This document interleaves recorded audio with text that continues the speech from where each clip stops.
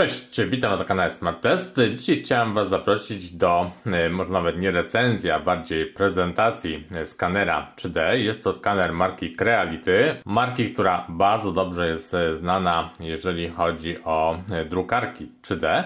Natomiast właśnie w jej ofercie są też skanery 3D. No i taki skaner dzisiaj otrzymałem do recenzji. Jest to skaner model CR Scan Ferret Pro. No i będę chciał Wam dzisiaj pokazać budowę, wykonanie takiego skanera oraz w podstawowym stopniu pokazać Wam, jak taki skaner działa, ponieważ osobiście do tej pory nie miałem doświadczenia z tego typu urządzeniami, więc też nie mam tutaj porównania, jak ten skaner wypada na tle innych tego typu urządzeń. Natomiast zapoznałem się z kilkudziesięcioma recenzjami oraz opiniami na temat tego skanera, no i wydaje się to naprawdę ciekawą propozycją, tym bardziej, że skaner również cenowo wypada bardzo atrakcyjnie na tutaj tle konkurencji.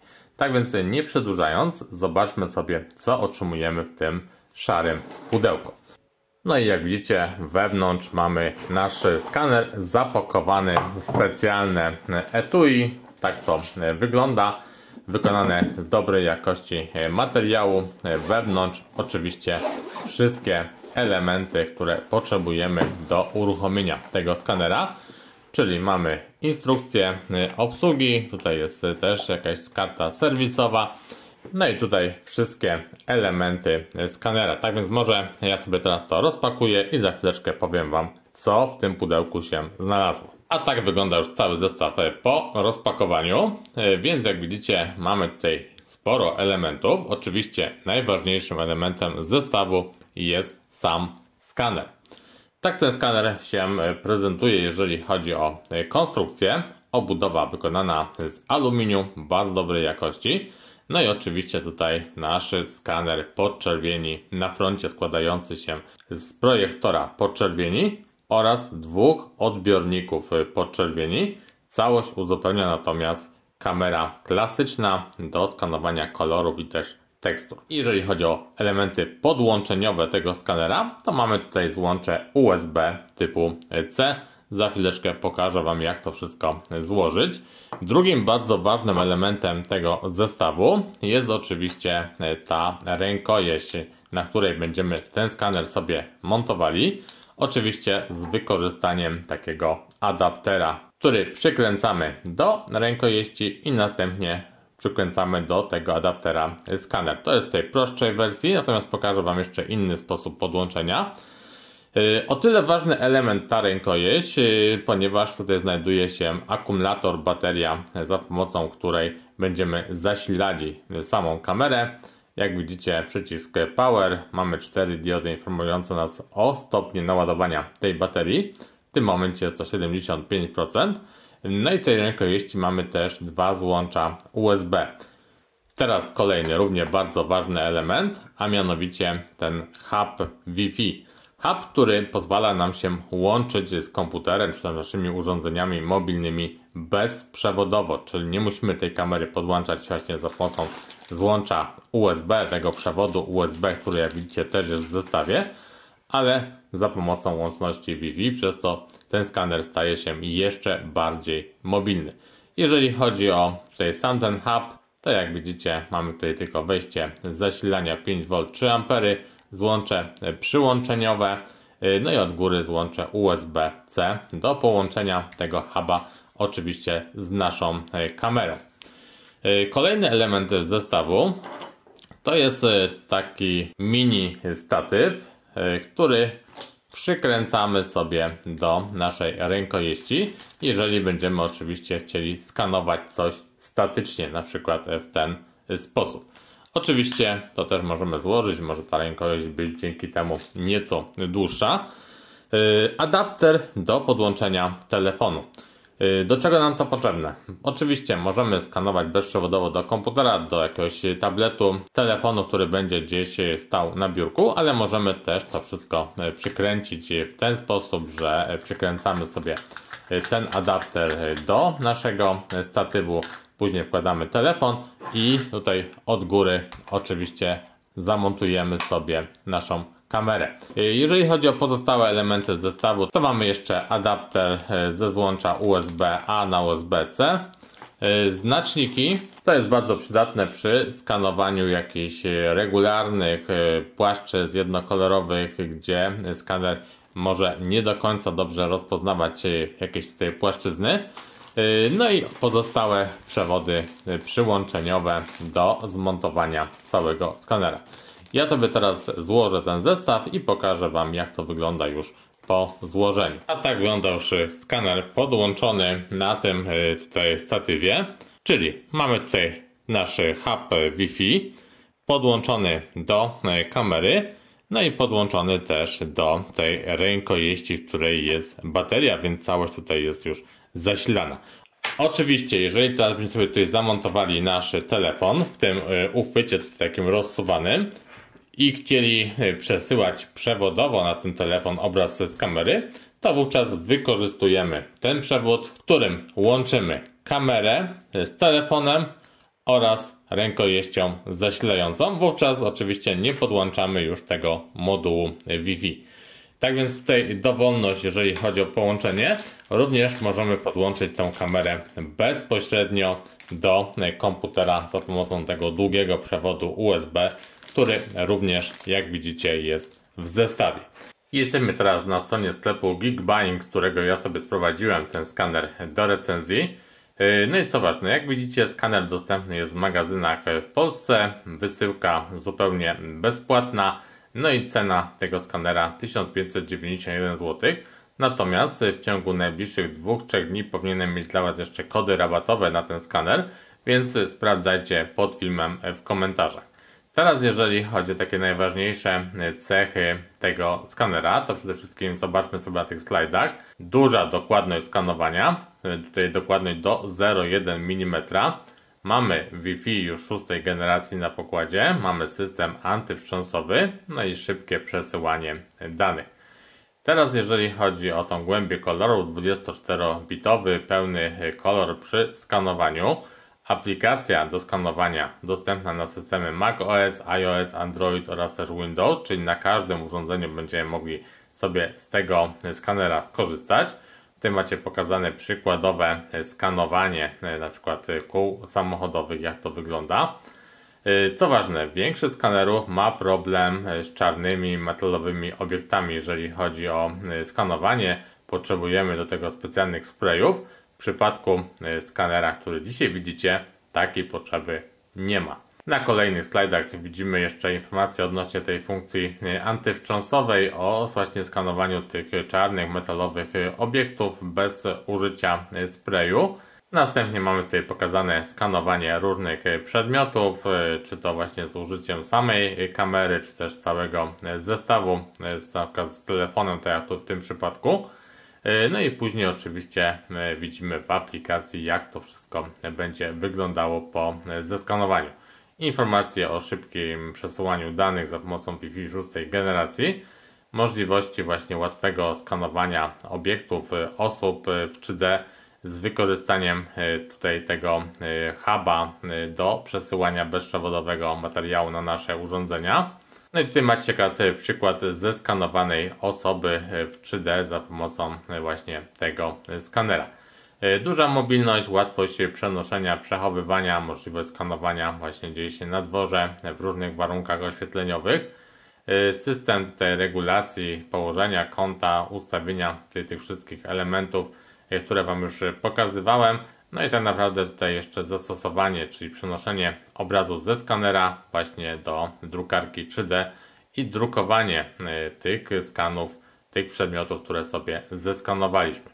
Jeżeli chodzi o tutaj takie dodatkowe informacje techniczne, które mogą Was zainteresować, to rozdzielczość, odległość punktu 0,16 mm, odległość robocza 150-700 mm, ilość klatek na sekundę przy skanowaniu to jest do 30 klatek na sekundę. Tutaj oczywiście trzeba pamiętać o szybkim komputerze lub też szybkim telefonie, który obsłuży tutaj aż tyle klatek. Rozmiar skanowania 150 do 2000 mm, czyli bardzo duże obiekty też możemy skanować. Dokładność 0,1 mm. Czas pracy na baterii 2,5 godziny, bateria o pojemności 5000 mAh. I to są takie najważniejsze informacje, które chciałem Wam przekazać odnośnie tego skanera. I przechodzimy sobie teraz do aplikacji do skanowania.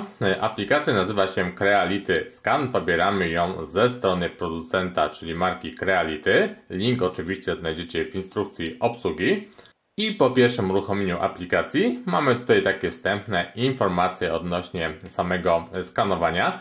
I jak widzicie, niezalecane jest skanowanie przedmiotów mniejszych niż 150 mm, czyli 15 cm i większych niż 2000 mm, czyli 2 metry.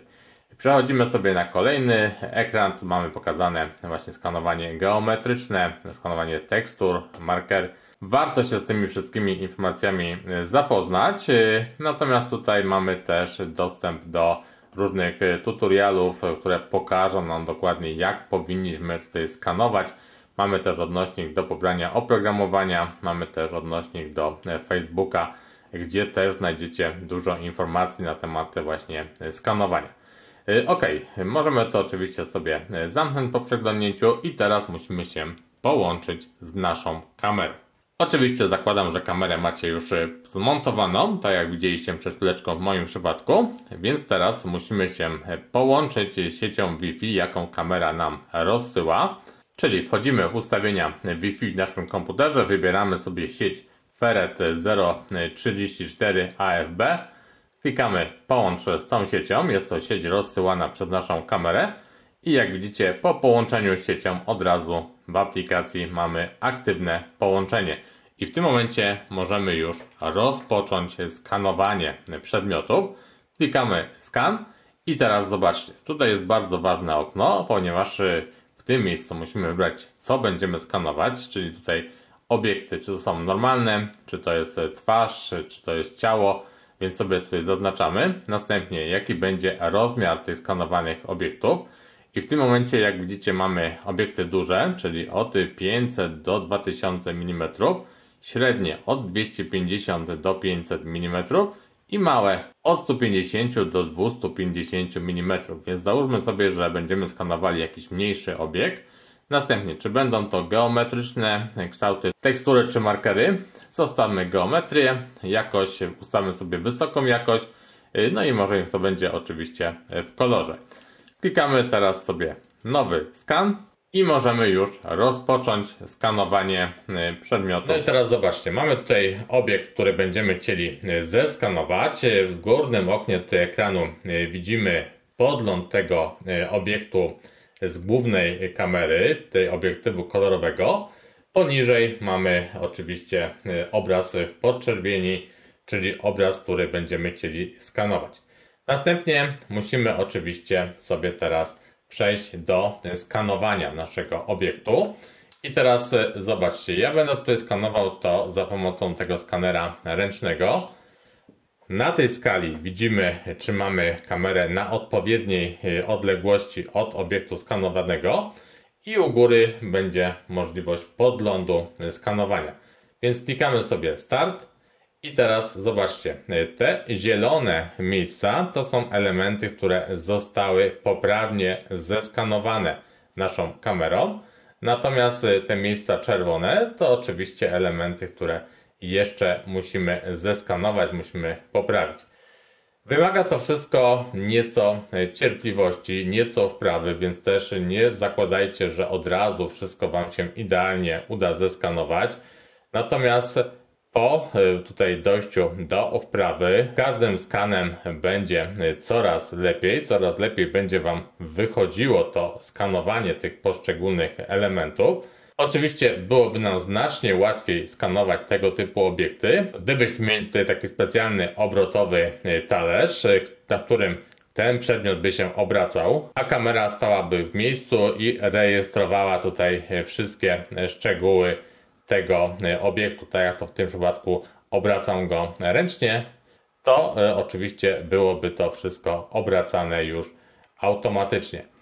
Po zakończeniu skanowania, tutaj na razie pewno jeszcze nie będzie tego dobrze widać, klikamy Complete, zapisujemy obraz, no i teraz zobaczcie, mamy nasz zeskanowany przedmiot na ekranie naszego komputera.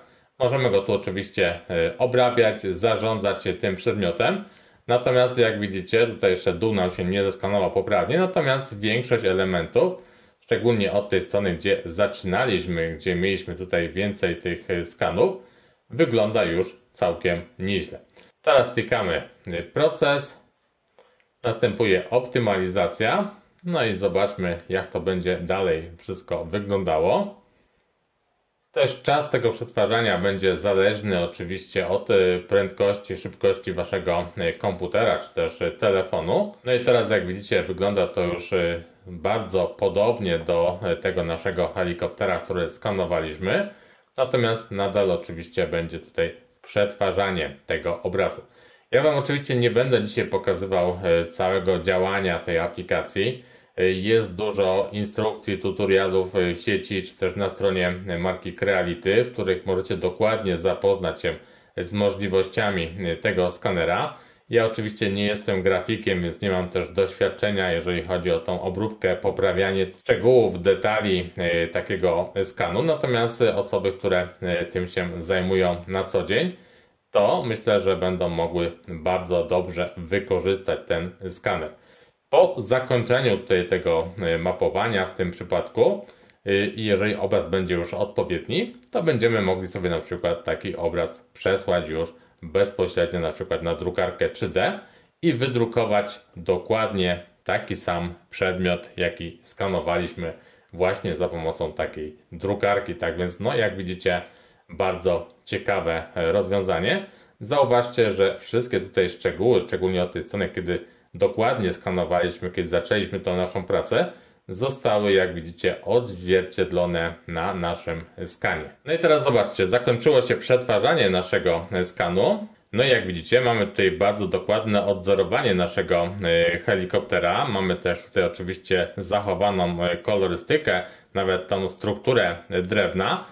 Jak widzicie, tutaj pewne jeszcze elementy nie są idealnie zeskanowane, ale też nie przykładałem do tego aż tak dużej wagi, ponieważ chciałem wam pokazać samą ideę tego skanowania i samo działanie takiego skanera. Natomiast no jak widzicie, jest to naprawdę świetne rozwiązanie, świetny skan z bardzo dużą tutaj dokładnością skanowania. I teraz jeżeli bym oczywiście tutaj poprawił te szczegóły i wysłał ten skan bezpośrednio do drukarki 3D, to otrzymałbym identyczną figurkę właśnie z tej drukarki. Tak więc wydaje mi się, że do tego typu zastosowań jest to świetne rozwiązanie i jest to też świetne rozwiązanie, na przykład jeżeli wystawiacie jakieś produkty w sklepie na przykład internetowym i chcecie, żeby tutaj wasi klienci mogli dokładnie z każdej strony sobie taki produkt pooglądać, to dzięki takiemu skanowi 3D, jak widzicie, jest jak najbardziej taka możliwość i taki obraz 3D możecie sobie wstawić do waszego sklepu, do oferty produktowej. Tak więc tyle odnośnie tego skanowania tej aplikacji. Oczywiście sama aplikacja ma tutaj jeszcze znacznie więcej funkcji, z którymi warto się zapoznać, tak żeby jeszcze lepiej poprawić jakość tych skanów. Natomiast, tak jak wspominałem, odsyłam was tutaj do instrukcji, tutorialów, które znajdziecie na stronie producenta. Teraz jeżeli chodzi o skanowanie za pomocą aplikacji w naszym telefonie, to jest to bardzo podobnie. Pobieramy sobie aplikację Creality Scan ze sklepu Google Play lub też z App Store. Uruchamiamy aplikację. Po pierwszym uruchomieniu mamy te same instrukcje, które widzieliście w przypadku aplikacji na komputerze. Mamy też dostęp właśnie do tych kodów QR, które przenoszą nas czy to na Facebook, czy też do tych tutoriali, o których wam wspominałem. Przechodzimy teraz do opcji skanowania. Musimy, tak jak w aplikacji na komputerze, połączyć się teraz z siecią Wi-Fi rozsyłaną przez nasz skaner, czyli siecią Ferret 034. Po połączeniu z siecią wracamy do aplikacji i jak widzicie, zmieniła nam się ikonka na kolor zielony, czyli możemy teraz przejść już do skanowania. Zanim sobie jednak przejdziemy do samego skanowania, to tutaj jeszcze warto, tak jak w przypadku aplikacji na komputerze, wybrać sobie, jakie obiekty będziemy chcieli skanować, jakie będzie też wielkość tych obiektów, czy są obiekty geometryczne, z jaką jakością też chcemy skanować, czyli dokładnie te same informacje, co na naszym komputerze. No i teraz mamy tutaj zamontowany już telefon w samym skanerze. Klikamy sobie nowy skan. No i zobaczcie, mamy tutaj oczywiście już możliwość skanowania naszego obiektu, więc klikamy sobie Start. Następuje odliczanie do rozpoczęcia skanowania. Mamy też tutaj podgląd w kolorze, podgląd w noktowizji obrazu, który będziemy chcieli skanować. No i teraz zobaczcie, oczywiście tutaj sobie przejeżdżamy nad tym naszym helikopterem. Jeżeli jest jakiś błąd, tak jak w tym przypadku, to mamy tutaj kolor czerwony, musimy tutaj nieco poczekać i następuje znowu skanowanie naszego obiektu. Również wymaga to dużo cierpliwości, dużo precyzji od nas, ale im dokładniej to zrobimy, tym oczywiście efekt naszego skanu będzie zdecydowanie lepszy, bardziej dokładniejszy, więc warto tutaj się do tego przyłożyć. Oczywiście teraz nie będę tutaj Wam tego dokładnie już skanował, pokazywał. Przejdziemy sobie teraz szybko Next, żeby pokazać Wam samą zasadę działania tej aplikacji, czyli podobnie jak w aplikacji na komputerze następuje teraz optymalizacja naszego skanu, naszego obiektu i zaraz sobie zobaczycie, jak widzicie mamy tutaj już obiekt częściowo zeskanowany, czyli to co przed chwileczką zrobiliśmy. Oczywiście mamy tutaj możliwość poprawy edycji tego skanu, moglibyśmy to dokładnie teraz sobie zeskanować, natomiast klikając Next następuje znowu przetwarzanie tego obrazu, podobnie jak na komputerze. Będzie to znowu chwilę trwało. Oczywiście jeżeli macie szybki telefon, to będzie to krótszy czas, przy słabszych telefonach dłuższy. Natomiast plik wynikowy pozwoli Wam znowu zapisać taki obraz, przesłać do drukarki 3D, czy też zamieścić taki obraz 3D gdzieś na stronie internetowej jako przedmiot, który Wasi klienci będą mogli sobie dokładnie z każdej strony oglądać. Przetwarzanie się tutaj zakończyło częściowo, czyli te elementy, które zeskanowaliśmy, jak widzicie, są już tutaj widoczne.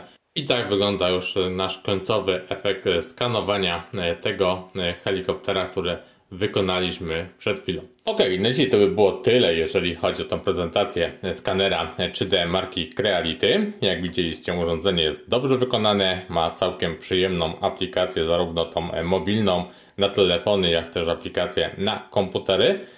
Bardzo dobra jakość skanowania, bardzo duża dokładność i precyzja. Oczywiście wymaga to od nas nieco wprawy, więc też nie zniechęcajcie się przy pierwszych próbach zeskanowania jakichś obiektów. Myślę, że z czasem dojdziecie do wprawy i będziecie mogli skanować bardzo dokładnie, bardzo precyzyjnie wszelkiego rodzaju obiekty, które później możemy oczywiście albo zapisać, umieścić gdzieś na jakiejś stronie internetowej lub też przesłać do drukarki 3D i wydrukować sobie wierną kopię obiektu, który skanowaliśmy.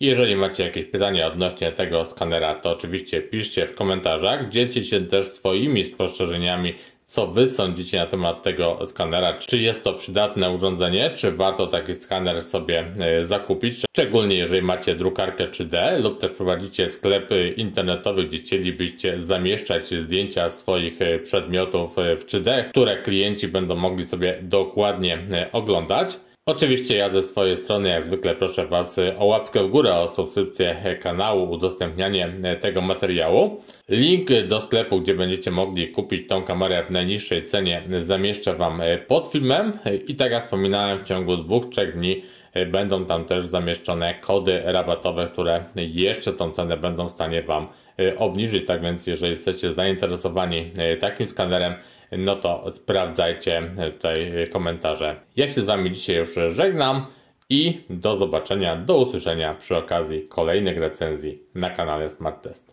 Cześć!